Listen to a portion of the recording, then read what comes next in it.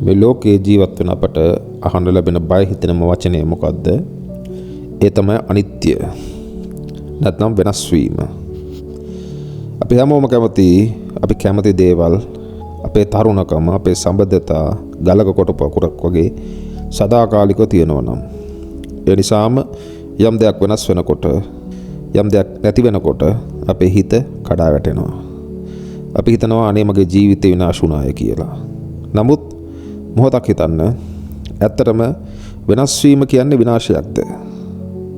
බුදුදහමේ ගැඹුරුම තැන ස්පර්ශ කරලා බැලුවොත් අපිට පේන සත්‍ය තමයි වෙනස් වීම යනු විනාශයකට වඩා එය පරිවර්තනයක්. ඒක නිසා අපි අනිත්‍ය දිහා බය වී බලන ඒ පරණ ඇස් දෙක වහලා ධර්මයේ ඇස් දෙකෙන් මේ ලෝකයේ දිහා අලුත් විදියට බලමු කියලා. ඔබ හිතන්න, මේ ලෝකයේ කිසිම දෙයක් වෙනස් වුණේ නැත්නම් කිසිම අලුත් දෙයක් බිහි වෙන්න පුළුවන්ද? බැහැ. අපි බීජයක් ගමු. ඒ බීජය පොළොවට වැටුනම ඒ බීජයට සිද්ධ වෙනවා තමන්ගේ බීජය කියන ස්වභාවය අතහරින්න. ඒක කුණු වෙලා දිය වෙලා යන්න ඕන. කෙනෙක්ට හිතන්න පුළුවන් අයියෝ බීජය මැරුණානේ කියලා. නැහැ. බීජය මැරුණේ නැහැ.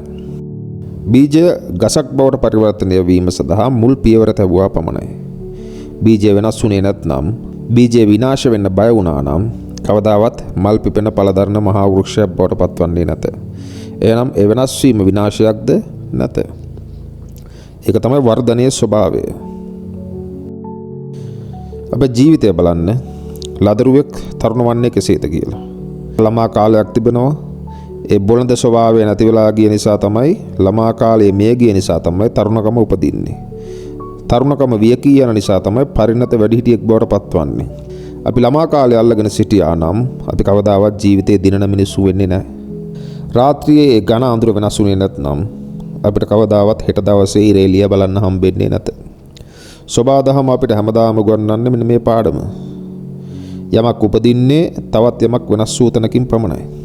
මීට වසර 10කට පමණ ප්‍රථම ඔබ කල්පනා කරලා බැලුවොත් ඒ කාලේ ඔබට තිබුණු ප්‍රශ්න ඊටාම වැඩි වෙන්න පුළුවන්. දැන් මේ ප්‍රශ්න කිසිවක්වත් තියද? කිසිම ප්‍රශ්නයක් නැත. එදා ඔබ දුක් වුණු ආකාරය ඔබට මතක් වෙන්න පුළුවන්. ඒ දුක ඔබට අද තිබේද? කිසිම විදියකින් නැත. එතකොට ඒ ප්‍රශ්න වලට මුහුණ දීලා ඔබ නව පුද්ගලයෙක් බවට පත් වෙලා තියෙන්නේ. ඔබ වර්ධනය වෙලා තිබෙන්නේ. එහෙනම් වෙනස් වීම මේ තරම් සුන්දර නම් අපිට දුක හිතෙන්නේ ඇයි? සරල ප්‍රශ්නයක්. වෙනස් වීම තුල නෙවෙයි ප්‍රශ්නේ තිබෙන්නේ. වෙනස් වීමට අපේ හිත දක්වන ප්‍රතිරෝධය නිසා. අපි කැමති ගලක් වගේ මිදිලා තියෙන්න. නමුත් ජීවිතය කියන්නේ ගලක් නෙවෙයි. ඒක හරියට ගඟක් වගේ ගලාගෙන යන දෙයක්. ගඟක් පවතින්නේ ඒ වතුර එක තැනක පවතින නිසා නෙවෙයි.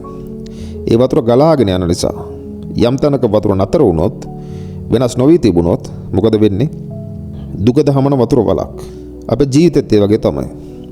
අපි යම් මතකයක්, යම් පුද්ගලයෙක්, යම් තත්වයක් වෙනස් නොවී තියාගන්න උත්සාහ කරනවා කියලා කියන්නේ අපි උත්සාහ කරන්නේ ගලාගෙන යන ගඟක් අතින් නතර කිරීමට උත්සාහයක් කරනවා වගේ වැඩක්. ඒක කරන්නට බෑ. කරන්න බැරි දේ කරනකොට තමයි අපිට දුක උපදින්නේ. විද්‍යාත්මකව බැලුවොත් මේ විශ්වයේ පවතින ශක්තියක්. ශක්තිය කියන්නේ නිරන්තරයෙන්ම ස්වરૂපය වෙනස් කරන ස්වභාවයක්. හුස්ම ටික ඔබ ළඟින් තියාගත්තොත් මොකද වෙන්නේ? හුස්ම ගන්නවා විතරයි, පිට කිරීමක් නැත. එහෙනම් ඔබ මැරෙනවා. ජීවත් වෙන්න ඕන නම් ඔබ ගත්ත හුස්ම ආපහු පරිසරයට මුදාහරින්න වෙනවා.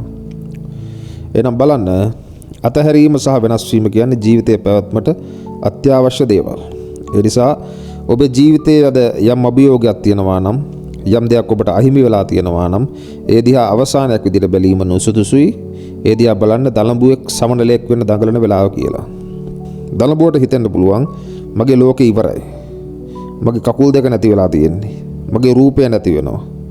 නමුත් ඒ දලඹුව දන්නේ නැහැ තව ටික වෙලාවකින් අත්තටු ලැබෙන්න යනවායි කියලා. ඒතකොට ඔබේ ජීවිතය වෙනස් වීමත් අන්න ඒ වගේ තමයි.